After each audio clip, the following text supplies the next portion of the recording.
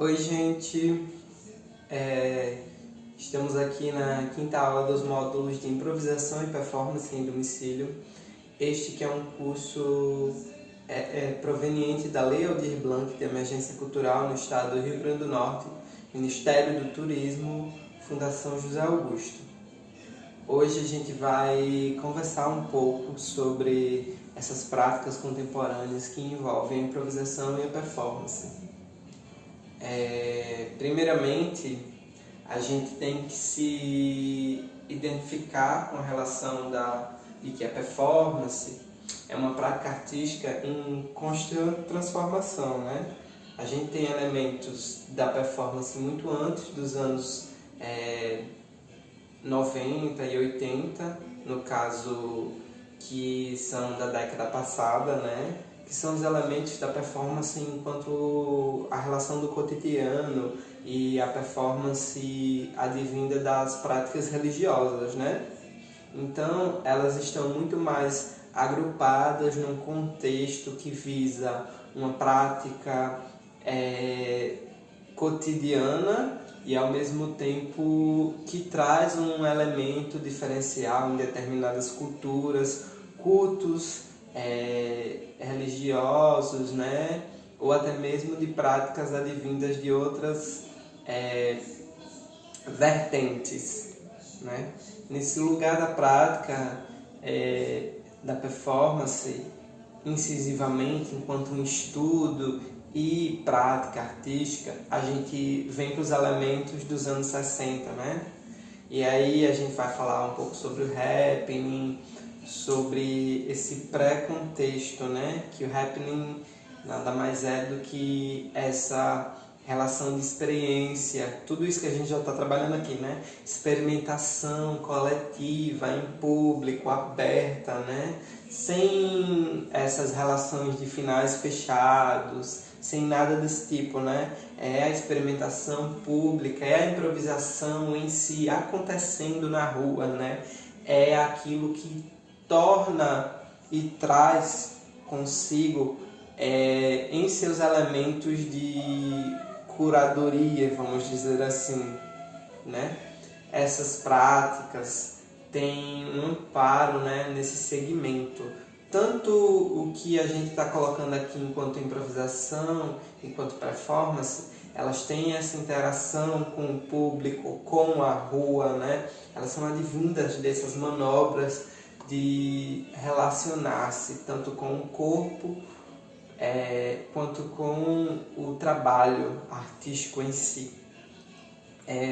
Alguns desses elementos e artistas são artistas que trouxeram margem para referências contemporâneas, né? Como Joseph Beuys, como Hélio Oiticica, Lygia Clark, Letícia Parente e vários outros artistas nesse limiar, né? Entre artistas americanos, artistas brasileiros, todos trouxeram uma visão e uma prática cerceada pelo corpo, né? Enquanto um lugar de experimentação, como Flávio de Carvalho, né? Que foi esse artista dos anos 60, 70, que trouxe as suas experiências, né? Ele chamou assim de experiências, que são alguns elementos que ele trouxe que visam de encontro com a sua prática, né? Entre eles está a experiência de criar uma roupa para os trópicos, né? Que foi pedida para ele, já que o Flávio tinha uma formação em design, engenharia, era um artista conceituado na época, né? E ele desenvolveu uma roupa possível para se andar nos trópicos, que seria uma camisa fina, de malha fina, com uma saia curta. E saiu na rua no final dos anos 70, 60.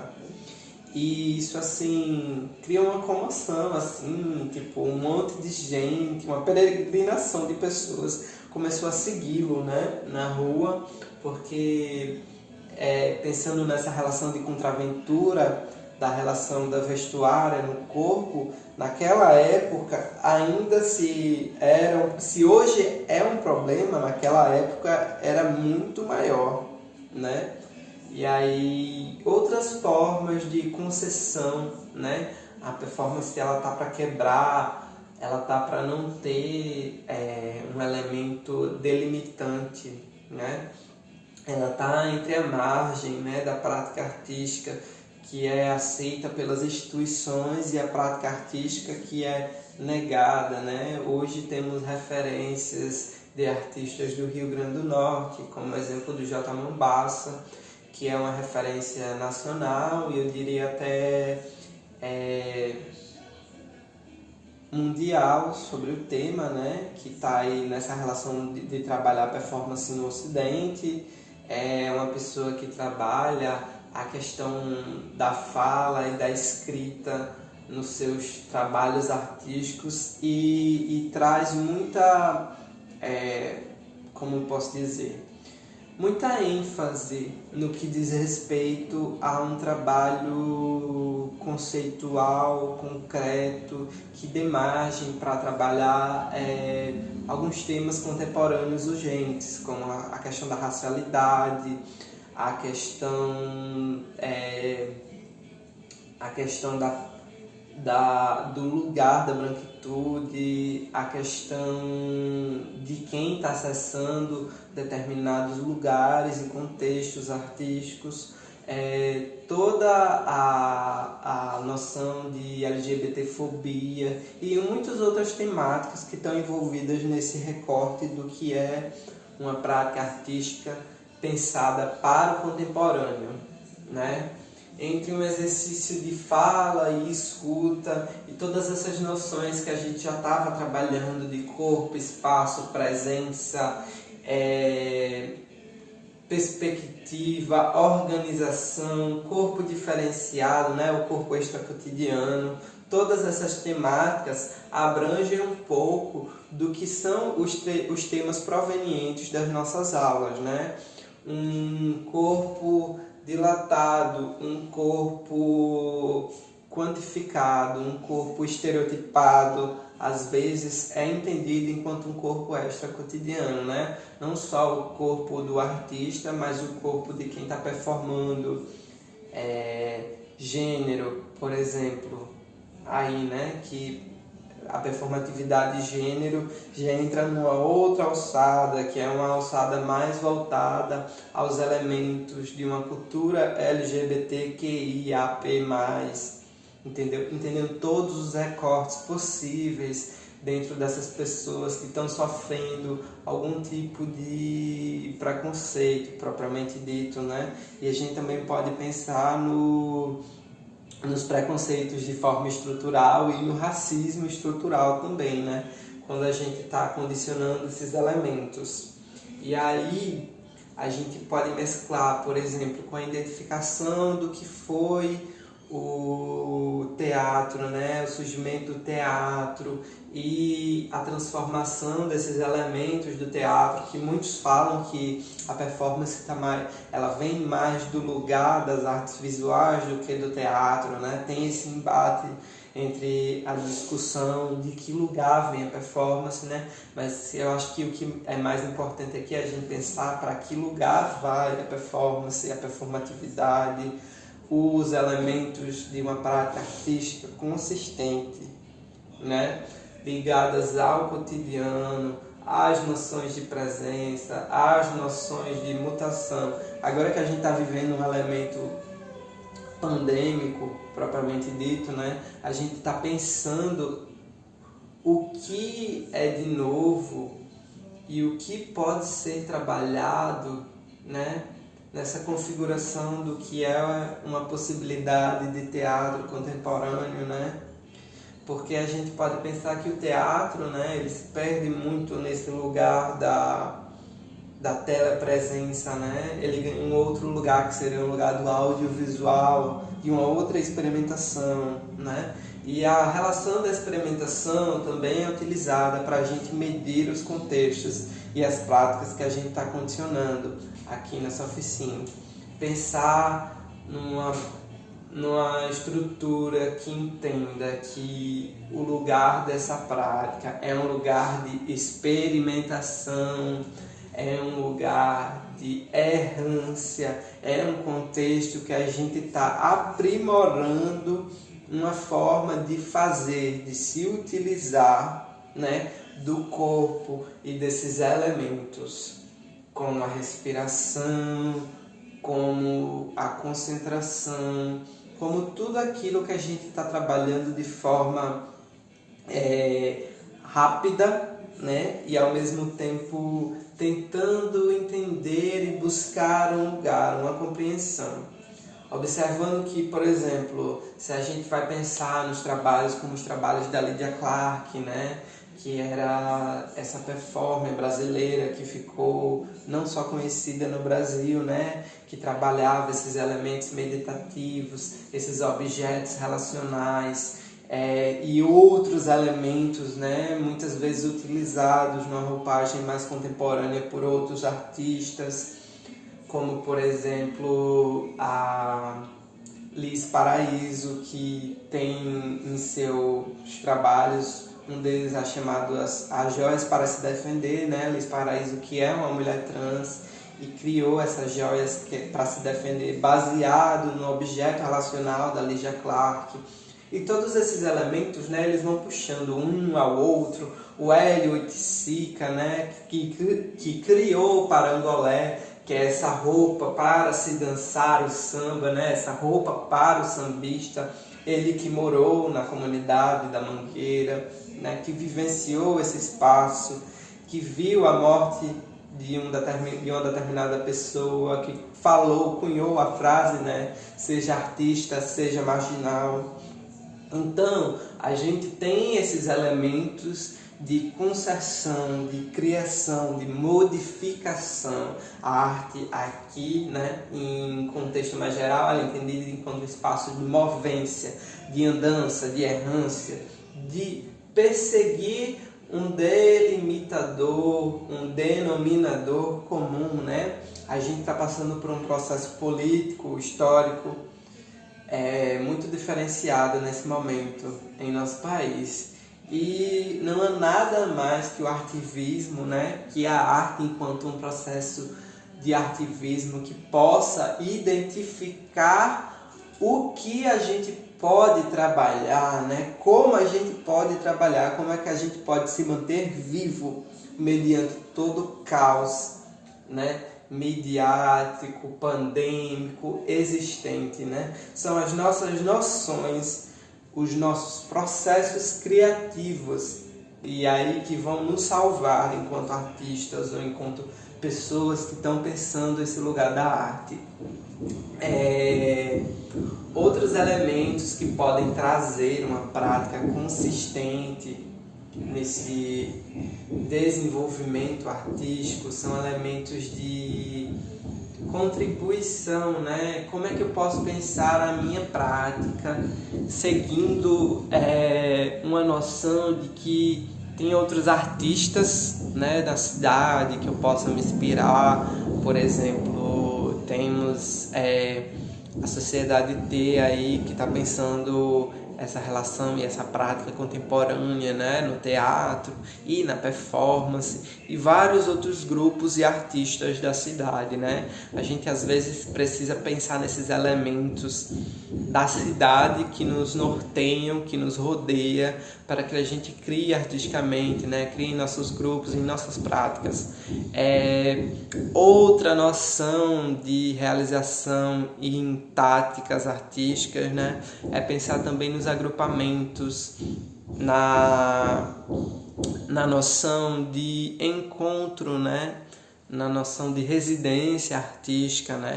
Que também é uma prática muito utilizada nessa relação contemporânea, e pensar que a gente também não está pensando numa prática sólida, a gente está pensando em práticas fluidas, em práticas de agrupamento, né?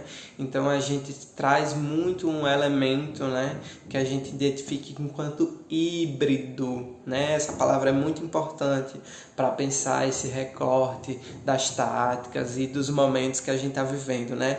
o hibridismo, né? A junção de uma prática com outra, a junção do circo com o teatro, a junção da performance com a dança e o vídeo e os elementos possíveis para se criar artisticamente, né? É sempre uma relação, em minha percepção, imbatível, né? É de embate, a gente encontra um meio e transforma e adequa, traz um sentido à vivência que está sendo criada. Uma outra relação que a gente pode perceber nesses momentos, né, de adequação são artistas, por exemplo, como a Letícia Parente, né, que escreveu Made in Brasil, né, com linha e agulha no próprio corpo, né, uma das primeiras vídeos performances catalogadas que temos, e outras que servem de referência para um trabalho artístico conceitual, né? Elementos da poesia também, a gente não pode deixar de antemão de pensar que, por exemplo, a arte ela não está galgada num lugar, né? E ela não precisa estar. Se você é um artista que se encontra em determinada área, você pode mesclar e você deveria, né, ser um multiartista nesse momento que a gente está pensando a linguagem contemporânea. A autoprodução, que também é uma metáfora para a gente entender o artista contemporâneo, né? O artista que precisa se autopromover, criar os seus trabalhos, delimitar pesquisas de maneira acadêmica ou não acadêmicas, né? Os artistas em potência. Quem são os artistas que eu conheço, né? Quais são os trabalhos que me fazem refletir sobre o meu cotidiano, né? Eu estou trabalhando com uma espécie de relação com a natureza que pode ser uma coisa foda, ou eu estou trabalhando com outras concepções artísticas, né? E para mim, a prática, o meu relacionamento, tudo pode ser um elemento, né, de pesquisa artística, né? Como eu vou adequar esse elemento é que pode ser uma questão. Muitas vezes a gente pensa que trabalhar o que é da gente pode ser uma demanda que a gente não tenha capacidade, né? Completude talvez, mas a gente talvez pense que os elementos das nossas narrativas, olha só, como eu peguei já o que a gente já estava fazendo, as narrativas, das nossas narrativas individuais podem adequar aos processos, né? Tem esses lugares do contemporâneo também, que como a Kátia Canton coloca, né? As narrativas enviesadas, o corpo, o espaço, a micropolítica, sabe? A relação de tempo, que são temáticas reutilizadas na arte contemporânea de modo geral. São temáticas que abrangem um conjunto, né? Um conjunto de temas e relações específicas. Outros motes e modos de criação nesse contexto pensar, por exemplo, vamos colocar a ideia do Butô, né? Que é essa arte, não vou colocar nem como dança, nem como teatro, nem como performance, esse modo artístico, né, vindo da prática advindo, né, depois da Segunda Guerra Mundial, lá no Japão, onde eles tinham que superar essa relação da perda, né, da morte. Então tudo isso estava envolvido naquele estudo, naquele Butô, né, que era feito pelos mestres de Butô da época, como Kazuo Ono e outros mestres de Butô, né? Aquele desenvolvimento artístico, aquela relação do gênero, né, que era transgredida, né? O que era daquele momento artístico, daquele movimento artístico que modificou-se, né? O que é o Butô contemporâneo, o que é uma prática artística que eu nunca vivenciei, né? Tipo assim, eu nunca tive uma prática em Butô, mas eu quero trabalhar o Butô. Será que eu tenho experiência para trabalhar um Butô que eu nunca vivenciei, né? O que é que a gente cruza nesses elementos, né, de criação, de imaginário, como eu imagino que é um butô e como é o butô que fazemos, sabe?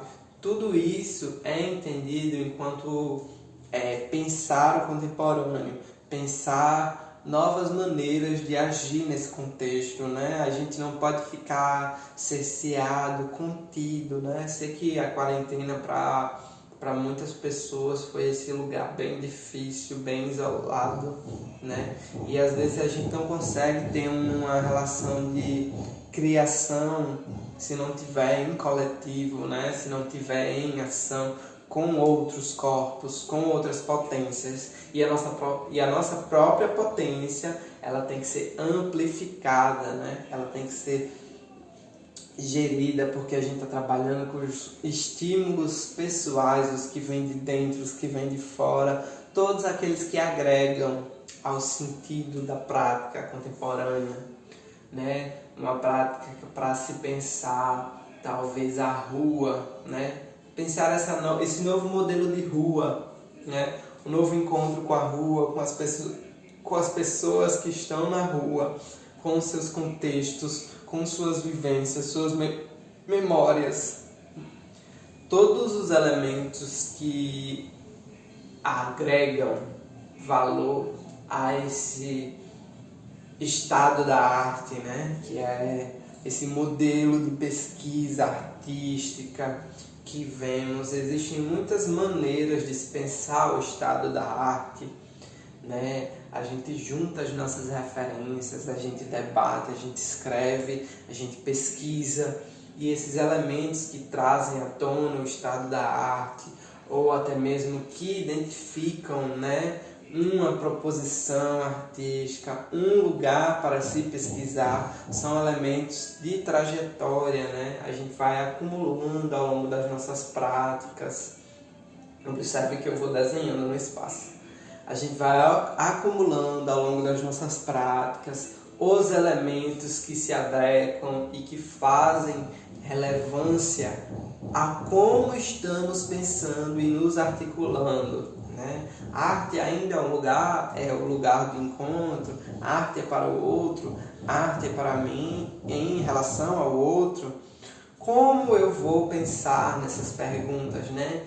Quais são os elementos que eu deixei, o que eu não trabalhei, como eu posso trabalhar. Todas essas circunstâncias, elas criam os elementos de pulsão da nossa prática. E pulsão, nesse sentido, é movimento, é tática, é tudo que eu preciso para criar. Tudo pode ser um elemento de criação, depende mesmo assim do contexto, né? Do lugar onde a gente está vivenciando, o lugar onde é consistente. Todos os elementos artísticos nesses lugares de consistência são elementos pulsantes. A gente pode pensar em demandas de coletivo ou demandas individuais, né? Todos somos artistas de profissão ou não, né? Mas que o lugar da arte esteja em todos, né? Principalmente no que diz uma prática educativa, né? Uma prática vinda dos nossos processos formativos. Colocam em escolas ou instituições de artes ou cursos solistas, né? Essa prática do cotidiano da arte, né? O que é arte no cotidiano? A arte é um lugar estético, porque também existe a relação do espectador, né? O Rancière coloca o espectador emancipado, né? O espectador ativo, que não está só esperando, o espectador que está em prontidão, que está agindo junto, sabe? No lugar. E a gente pensa no Ranieri, pensa no Paulo Freire, né?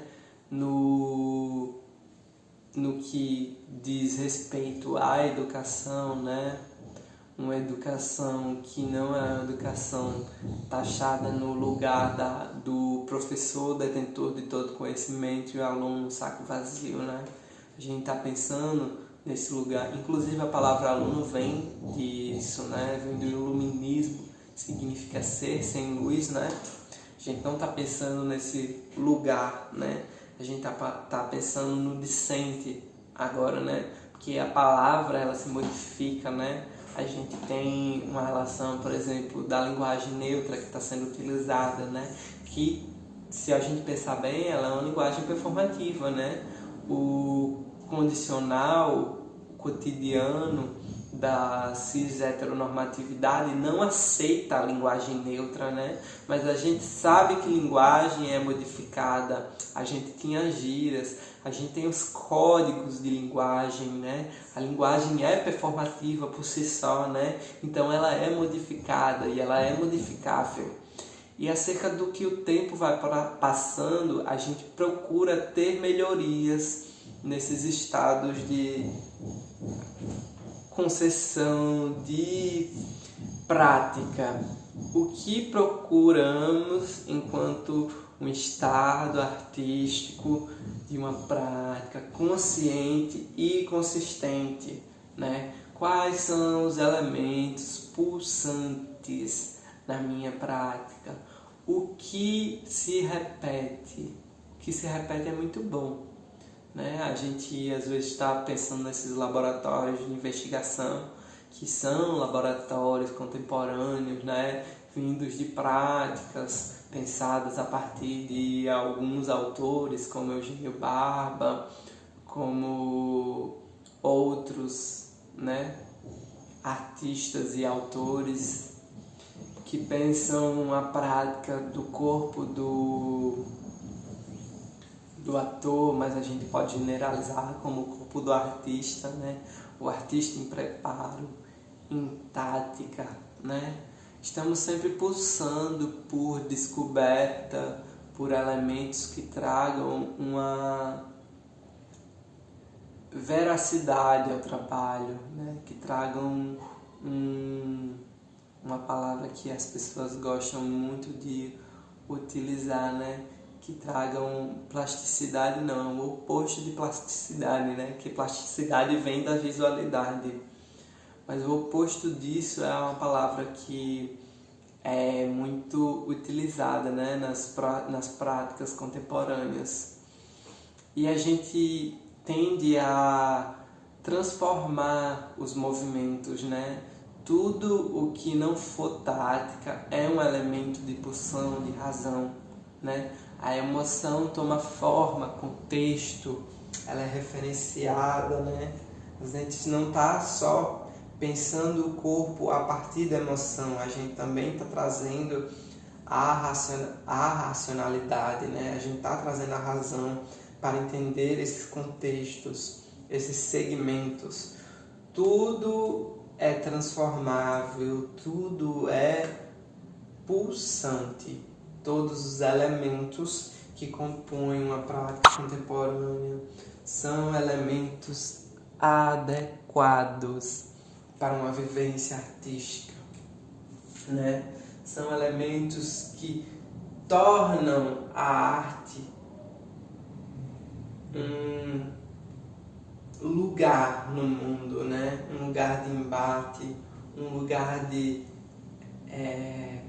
troca, um lugar de abraço. E aí a gente pode pensar também, né, no que o Vladimir Safatli coloca enquanto circuito dos afetos, né? Que o afeto ele está aí na prática artística, na prática de vivência, né? Que o afeto não são só o que a gente sente de positivo, né? Pelas pessoas, pelos contextos, são todos os elementos que contribuem para uma afecção, né? Uma totalização, né, de tudo isso. E pensando que eu estou colocando aqui muitos elementos do que é pensado cotidianamente enquanto elementos de uma arte ocidental, né? Eu falei um pouco do Ocidente relacionando com o Butô, mas não tem nada aprofundado nessa fala sobre o Butô. Em si tem sobre a experiência de Butô, né? Sobre a condição de ser Butô. E dito isso, a gente vai encerrando a nossa aula de hoje. E é isso. Agradecer e até a próxima.